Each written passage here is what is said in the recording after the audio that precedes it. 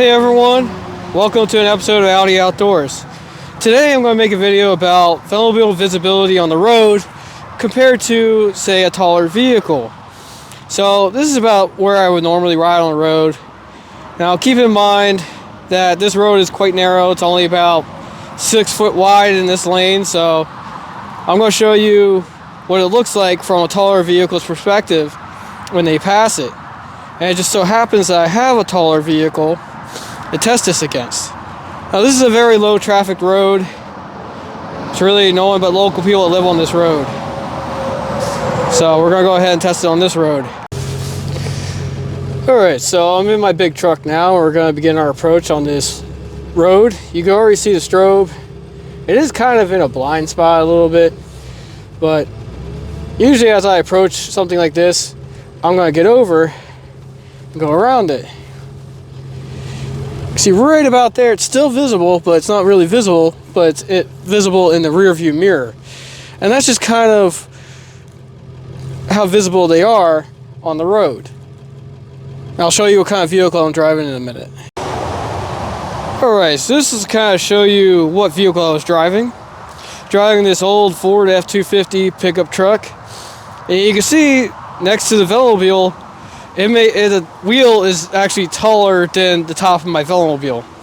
And you can see I had no problem seeing it on the road. Even though it was a small road, it still had no problem seeing it. But now we're going to test out how it looks 4 foot for safety and the 3 foot for safety laws that states have. And we're going to put it that far away from the vehicle on the passenger side, which is the side that you're less likely to see the velomobile. Now on the driver's side, you can see in the window, it has that little down shape there. That's so you can see things right next to you. That's all you gotta do. Look out that window if you're on the driver's side. And I'll also show you why I take the center position of the lane when stop and go traffic in front of larger vehicles like this. Like if I was operating in a city, I'd actually be in the lane. So for this purpose, we're gonna do it in the field here. That way I'm not taking up a public road to show you guys this, but I'll get a tape measure, measure it out, and let you guys know how it goes. Hey everyone, so this is the 4 foot for safety that my state has. I live in the state of Pennsylvania. Now 4 foot doesn't really look like that much, and it really isn't. And that's why it's the 4 foot minimum safe passing distance. You should never be any closer to a vehicle than this. Let's go inside the truck and take a look to see if we can see the velomobile out the side. Alright, so I'm in the truck with the 4 foot for safety, and you can just see the top of the velomobile from my perspective. Now, with my eyes, I can see the orange top there. Now, of course, I would have seen it on approach, but if I look up a little bit, I could definitely see it down there. But ideally, you don't want to be right next to vehicles because it is a blind spot right there. I would rather be up there about 2-3 feet in front of them. Alright, so this is the 3 feet away from the truck. I'm measuring from the tire, not from the mirror. Should probably measure from the mirror, but let's just put it worst case scenario, 3 foot from the tire. And this is even narrower than the 4 foot. I don't think I'm going to be able to see the velomobile on the side 3 foot away. That's really not that far, so let's go ahead and hop in, take a look how it looks with only 3 foot for safety, which is most other states. Most states have only a 3 foot minimum safety. And that's why it's the minimum, is you should never pass any closer than this. I mean, it's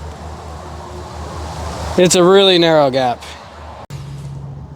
Alright, so here I am sitting in my truck next to the velomobile with 3 foot. And the velomobile, you can't see the velomobile with only 3 foot for safety. Unless I really go up to look over the side.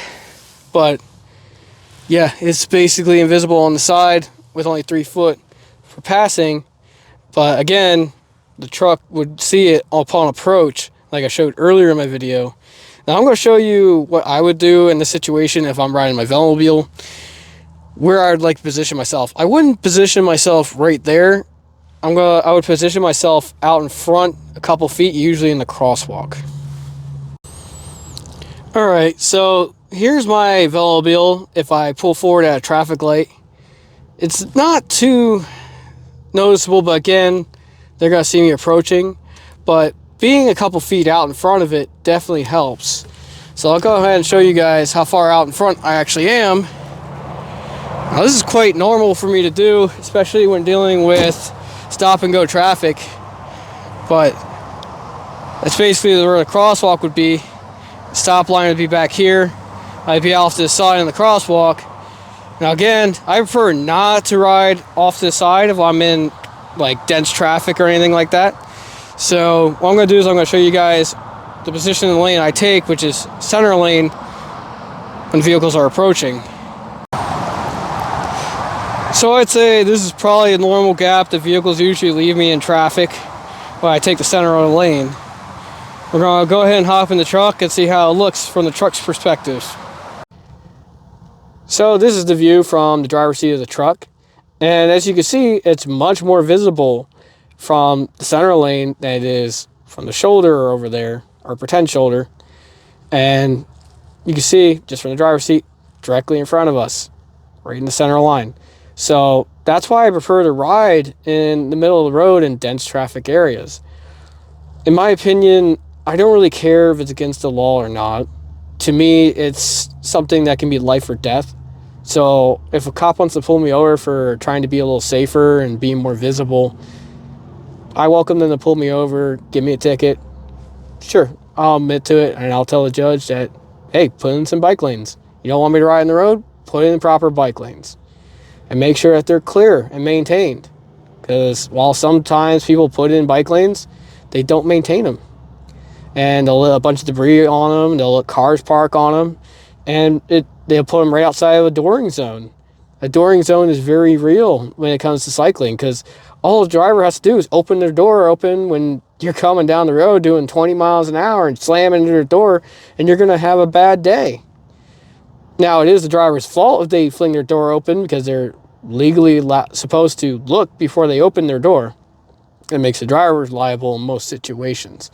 Unless you like intentionally swerve into them, which I doubt you're doing. But most cities will also have it written in their law saying that there's a dooring zone and you can ride outside the dooring zone. That's why usually they put words like, as close to the curb as is safe to do so. You must ride on the shoulder unless an obstruction exists, or if there's a safety issue, then you can ride in the lane. That's usually the exceptions that they make when they write these laws. But yeah, this is the perspective from the driver's seat, and this is a very big truck, so you see I'm not invisible, even without a flag. Alright, so today I think I did a really good job demonstrating what the driver's perspective from a taller vehicle approaching a velomobile on the road looks like. And it's just kind of like, sum it up. So, number one, I just want to make it clear. I'm not riding in the middle of the road all the time. That's just stupid, and it's also delaying a bunch of people, and it's also illegal in most situations. I only take the full lane if an obstruction exists. Let's just get that clear out there. Usually I am riding next to the fog line, which I am allowed to do in my state. As I've said earlier in this video, we're not required to ride on the shoulder. We're not required riding next to the curb. We're only required to ride on the right portion of the lane. It's recommended that we ride on the shoulder, but most roads don't have a shoulder. For example, the road that you saw today in the test video where I drove my truck past it, that's quite a typical road with no shoulder and just a fog line. That's basically what the roads are around here. It's windy country roads. So a couple things I want to iterate here. Color makes a difference in visibility.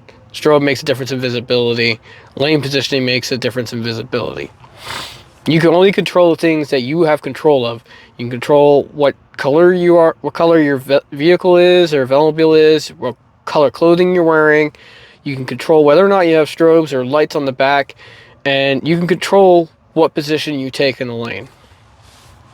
Now, as you saw in my video, I demonstrated what it looks like when you just pull forward ahead of a vehicle when you're on the shoulder. So if I'm on the shoulder and a vehicle pulls up next to me, they're going to be close to me like that, like 3 foot or less. They're not going to see me directly over. However, it's important to note that you can clearly see it when you are approaching from behind. So it doesn't really matter if they can't see me right next to them. They know I'm there. They saw me when they came up on me. They know I'm there. Me as a driver, I'd be doing this. Right, and the light turns green, I'll be looking over at the passenger side, looking like, okay, that's where that thing went. This is how much room I have. Okay, I'm good to go. Most drivers, I believe, act like that. There are drivers that are just completely not attentive to the road at all, and they'll just be like this, driving on their phone with their one hand on the wheel, in which case, if they're not looking at the road, they're not going to see you no matter what you're riding, what you're wearing, what you're doing. They're just going to hit something or somebody, whether it's you or another vehicle. It's just, that's what's going to happen. Nothing you can do. You can't escape a car on a bicycle. If a car wants to hit you, they're going to hit you. Okay? You can't outrun them. You can't outmaneuver them. You can't stop faster than they can. Car is going to hit you if they want to hit you. The only thing you can really do is turn around in circles really quickly, but you're just delaying the inevitable because they could outrun you as soon as you start going straight, and eventually you're going to get tired. They're running on gas. You're going to be tired before they run out of 200 miles of fuel. Just saying. And also, as I demonstrated in this video, is a lot more visible to take the center lane in dense traffic. As you can see, the velomobile was a lot more visible when I took the center lane than when I was off to the side and pulled forward. So, another thing I want to talk about is when you're approaching barriers. Say this is a concrete barrier, right? This is you riding your velomobile, right? So, we're going to be coming from this way, going this way. So, if I'm coming this way and I'm riding right next to the barrier, you can see my tip disappears right there. Now let's go back a little bit. And let's just position the lane a little bit further out. That's all I'm doing. Positioning a little further out in the lane. You can see me coming from farther away. Let's just bring it all the way back to my face. You can still see it all the way out here. Versus if I'm right up against the barrier, you're not going to see me coming right up next to the barrier until it's too late. That's why I say when you're going over a highway overpass with concrete barriers, or you're going past bushes or something like that, take the middle of the lane. If cars get behind you, that even lets more people know that there's something up there moving slow. There's something in the road up there that is either creating a hazard or something they should be looking out for. Either way, you're bringing attention to yourself. Whether it's positive or negative attention, depends on whether or not the driver's getting mad that you're impeding them. Usually they have enough room to go around, so if they're choosing to ride behind you, put their hazards on. Some drivers are actually nice. Some drivers will actually ride behind you with their hazards on because they know why you're doing what you're doing. Because either they're a rider themselves or they just want to hold up traffic behind you so you're safer. I've had vehicles do that before, where I had a vehicle, I believe it was an SUV, driving behind me for about 7 miles with his hazards on. It was a straight, long stretch of road. I don't know why he was back there, but I don't know. But for the purposes of whip flags, we're going to save that for a different video. I'll touch on that on another video, why I don't want to run a whip flag and all the reasons why velomobile and whip flags just don't get along. Alright, so I think in conclusion, that sums up everything that I covered in this video. The visibility from the truck, it's not invisible from a truck. And this thing is pretty tall up, pretty high up. And I can still see the velomobile on the road. As you can see in the video, you can still see it on approach. Most times, cars are going to be approaching from behind, not from the sides. If they are going to be approaching from the sides, you're usually in a city area, in which case, take the center lane, because there's usually cars parked on the side, and your argument could be that you're riding outside the dooring zone. The dooring zone is the zone next to parked cars that if a car were to magically open up its door, you would hit that door. Outside the dooring zone is outside that zone where you would hit a door if someone just magically decided to flip one open unexpectedly. Now, the person opens their door and you hit it with your bicycle, that makes them liable for all the damages because they're responsible for making sure it's clear for opening their door. Now, as long as you're not cruising into their door, like turning into their door intentionally, there's not going to be an issue with that. So, in conclusion, at the end of the day, yes, even though it's low to the ground, it is still very much visible. Is it as visible as an upright bike? Maybe not. I don't know. I don't ride my upright bike next to a truck like this. It's still taller than my upright bike and my road bike, and I wouldn't want to do it. Also, the velomobile looks wider on the road, because look, this is how wide a velomobile is. This is how wide a regular bike is. Which one do you think looks wider? Well, obviously the velomobile with two wheels on the ground looks wider. And when people judge how wide something is, they're looking down at the road. They're looking at how wide the footprint is on it. Basically, if I'm next to the line, they're like, oh, that's that far off in the line, I need to come out here to pass it safely. Whereas when you're riding like this and say this is your handlebars, they're not looking up at the handlebars, no. They're looking down here on the road. They're like, okay, I could pass right here. So what ends up happening is they come right next to your handlebars, and they think they have more space than what they do. So it's kind of from a perspective point of view. Like, my velomobile looks really wide on the road, doesn't it, when I pass it in my truck? Well, here's a fun fact. The velomobile is only about as wide as a set of handlebars on a mountain bike. Okay? I would say a road bike is probably narrower than the velomobile. It's probably about the width of the inside of the velomobile. So with the shell a little bit further out, a few more inches, like 6 inches or so, maybe 10 inches wider than a regular road bike handlebar, it's really not that wide, and it fits through basically any rail trail barrier. So that's just kind of a fun fact for you guys who don't know what it looks like. You know, you can see on the road, it looks wide. It looks like it's taking up the whole road. It's really not much wider than a bicycle.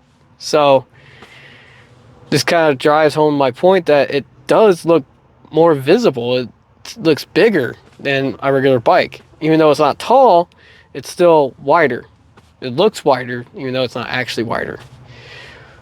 But I just wanted to kind of give this video today to show you guys this. And I figured I had the truck and the velomobile to show it. So I figured, why not? But in either case, thank you for watching.